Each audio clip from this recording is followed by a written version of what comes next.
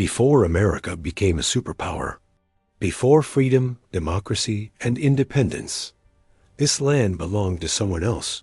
No flags, no presidents, no United States. Only vast forests, ancient rivers, and millions of people whose stories were about to be erased. This is the story of America before America existed. The year is 1607. 3 small wooden ships cut through the waters of the Chesapeake Bay, carrying 104 English settlers toward an uncertain future. They don't know it yet, but they're about to establish Jamestown, England's first permanent foothold in what will one day become the United States of America. But this isn't a story of empty lands waiting to be discovered. It's a story of collision between cultures, ambitions, and ways of life. For over 150 years before American independence, the British would build a colonial empire in North America, transforming both the land and themselves in the process. Is the story of before America, the colonial period from 1607 to 1763. That laid the foundation for a nation that didn't yet exist. When those settlers stepped ashore at Jamestown in May 1607, they entered a world already inhabited. The Powhatan Confederacy, led by Chief Wahunsonac, known to the English as Chief Powhatan, controlled the region. Thousands of Native Americans had lived here for centuries, with established trade networks, agricultural systems, and political structures.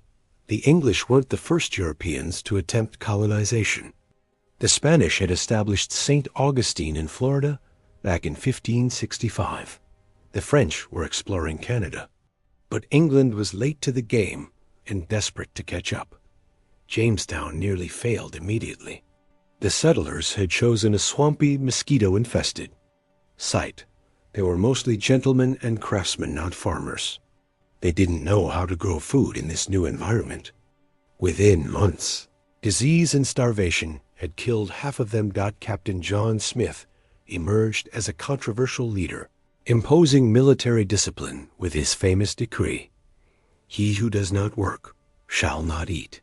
His encounter with Pocahontas, the daughter of Chief Powhatan, has been romanticized beyond recognition. But what's true is this: without trade and assistance from the Powhatan people, Jamestown would have vanished like the lost colony of Roanoke before it. The colony's salvation came from an unexpected source: tobacco. John Rolfe, who would later marry Pocahontas, experimented with Caribbean tobacco seeds in 1612. The resulting crop was smooth, marketable, and wildly profitable in England. Suddenly, Virginia had its cash crop, but tobacco farming was labor-intensive.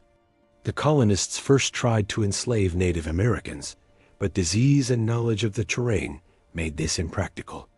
So they turned to indentured servants from England, poor people who would work for 4 to 7 years in exchange for passage to America.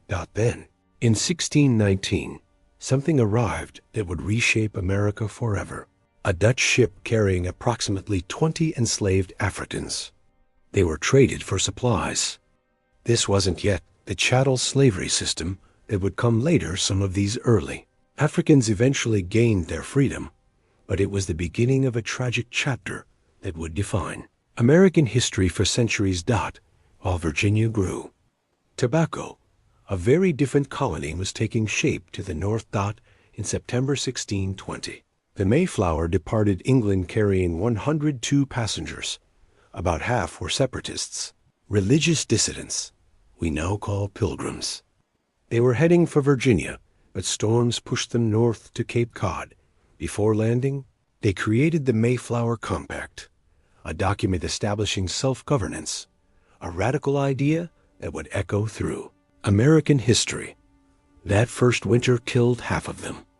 Like Jamestown, Plymouth Colony survived only with Native American assistance. Tisquantum, known as Squanto, taught them to plant corn, fish, and navigate the land. The first Thanksgiving in 1621 was a real event, a harvest celebration shared with the Wampanoag people, though nothing like our modern holiday. But the real Puritan migration came later. In 1630, a fleet of 11 ships brought about 700 colonists to Massachusetts Bay. Led by John Winthrop, they weren't separating from the Church of England.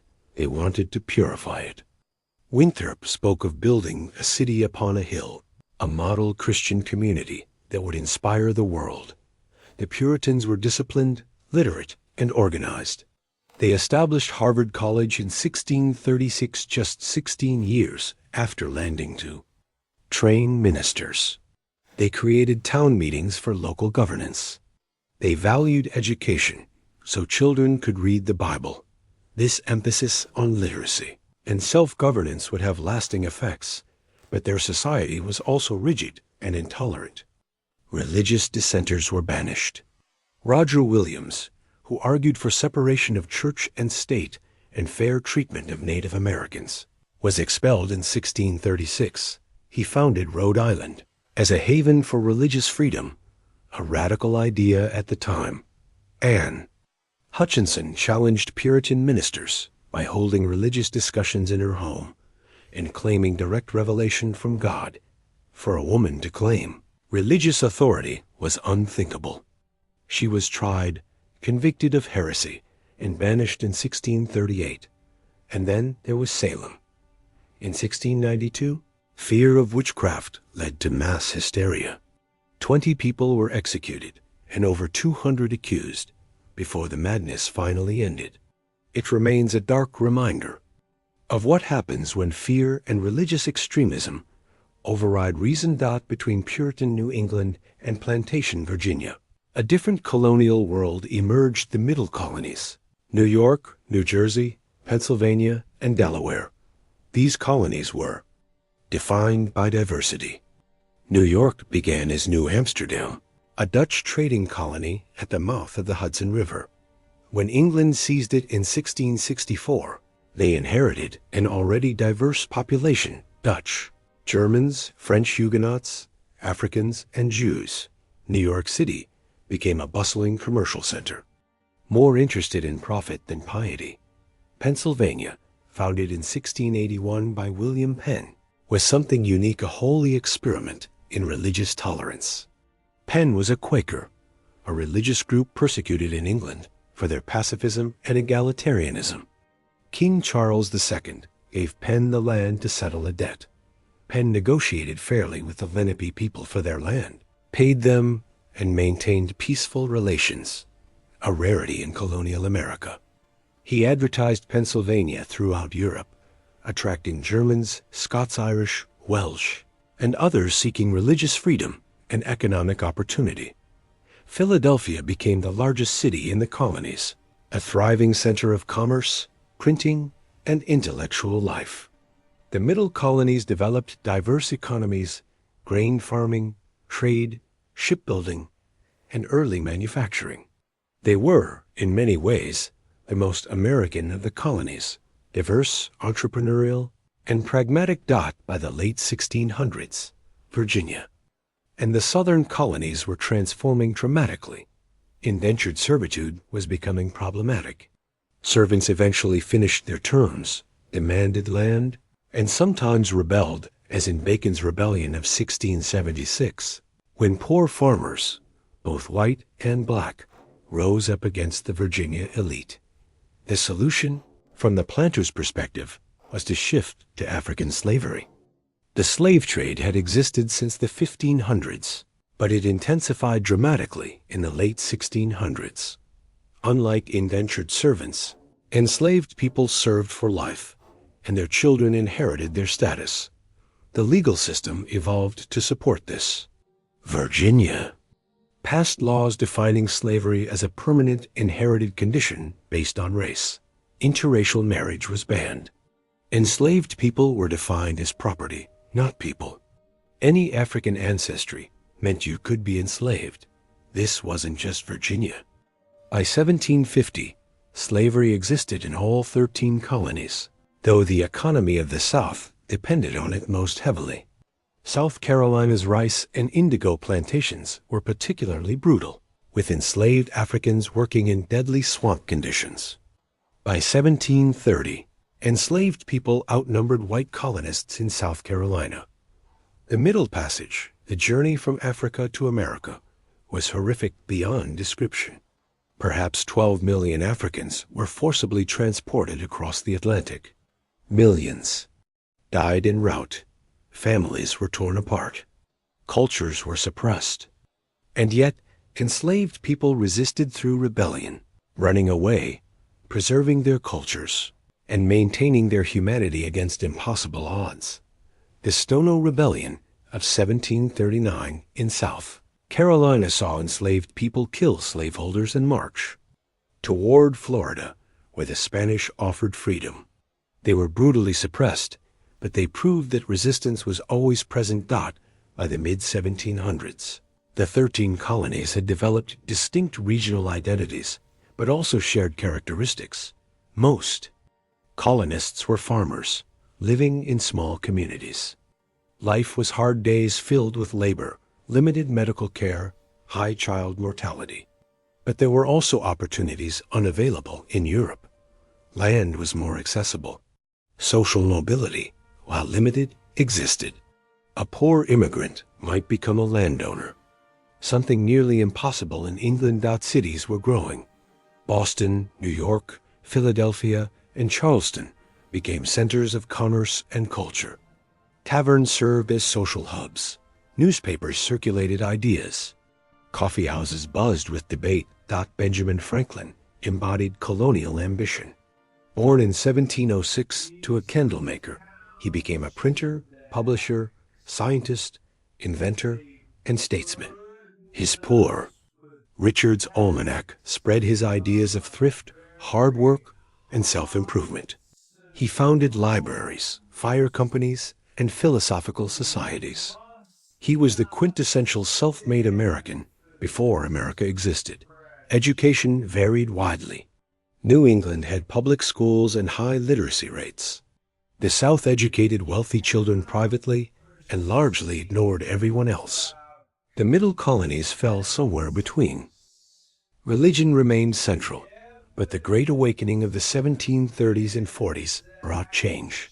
Preachers like Jonathan Edwards and George Whitefield delivered passionate sermons emphasizing personal conversion over church hierarchy. This challenged, established religious authority, and encouraged people to think for themselves, ideas that would later have political implications. Women's lives were constrained by law and custom. They couldn't vote, rarely owned property, and were expected to focus on household and family. Yet many women ran farms when husbands traveled, managed businesses, and found ways to exert influence within their constraints. As colonies expanded, conflict with Native Americans became inevitable. The Pequot War of 1637 in New England was brutal. English colonists and their native allies attacked a Pequot village, burning it and killing hundreds, mostly women and children. It set a pattern of violence that would repeat for centuries. King Philip's War in 1675-76 was even deadlier. Metacom, called King Philip by the English, led a coalition of native tribes against New England colonists. The war destroyed dozens of towns and killed thousands on both sides. When Metacom was finally killed, his head was displayed on a pike in Plymouth. For 20 years, a grim symbol of colonial dominance, Native Americans faced an impossible situation. European diseases killed up to 90% of indigenous populations in some areas. Trade created dependencies on European goods while undermining traditional ways of life. Different colonial powers, English, French, Spanish, played tribes against each other, and the colonists' hunger for land was insatiable. Some tribes allied with colonists or converted to Christianity, hoping to survive through accommodation. Others fought to preserve their independence. But the pattern was clear. European colonization meant the destruction of Native American societies. By the 1750s, Britain and France were competing for control of North America. The French claimed the Ohio River Valley and much of Canada. The British colonies were expanding westward, Conflict was inevitable. The French and Indian War, called the 7 Years' War in Europe, began in 1754 when a young Virginia militia officer named George Washington attacked a French patrol. The war quickly spread, with Native Americans fighting on both sides, though most allied with France, seeing the British colonists as the greater threat to their lands. The early years went badly for Britain. In 1755, General Edward Braddock led a disastrous expedition where French and native forces ambushed and destroyed his army near Fort Duquesne. Washington, serving as Braddock's aide, helped organize the retreat, but Britain's superior resources eventually prevailed. They sent massive armies and fleets. They captured French fortresses.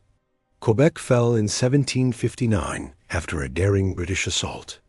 Montreal surrendered in 1760. The Treaty of Paris in 1763 gave Britain control of all French territory east of the Mississippi River, plus Canada. It was a complete victory. Britain now dominated North America, but this victory created problems. The war had been expensive. Britain was deeply in debt. They had thousands of troops stationed in America. And Native Americans, led by the Ottawa chief Pontiac, rebelled against British expansion, attacking frontier settlements. Britain's solution was to issue the Proclamation of 1763, forbidding colonists from settling west of the Appalachian Mountains. The goal was to prevent conflict with Native Americans and reduce military costs. The colonists were furious. They had fought in the war partly for access to Western lands. Many had already claimed land there. Being told by distant British officials that they couldn't expand felt like betrayal. This was the moment when the colonial period began to end. For 150 years, the colonies had grown with relatively light British oversight. Now, facing debt and imperial responsibilities, Britain would try to assert more control through taxes, regulations, and enforcement. The colonists, having developed their own identities, economies, and political ideas, would resist. The seeds of revolution had been planted. The colonial period from 1607 to 1763 transformed North America and created something new, a society that was neither fully English nor fully Native American nor fully African, but a complex mixture. All three and more. The colonies developed ideas about self-governance, religious freedom, and individual opportunity that would eventually challenge British rule. They created economic systems based on trade, agriculture, and slavery that would shape the nation's future. They established patterns of expansion and conflict that would continue for another century. By 1763, approximately 2.5 million people lived in the 13 colonies, diverse in origin, religion, and circumstance, but increasingly connected by shared experiences and interests. They didn't know it yet, but they were about to become Americans. The colonial period didn't create a nation, but it created the people who would demand one. And in just 12 more years, those demands would explode into revolution. But that's another story.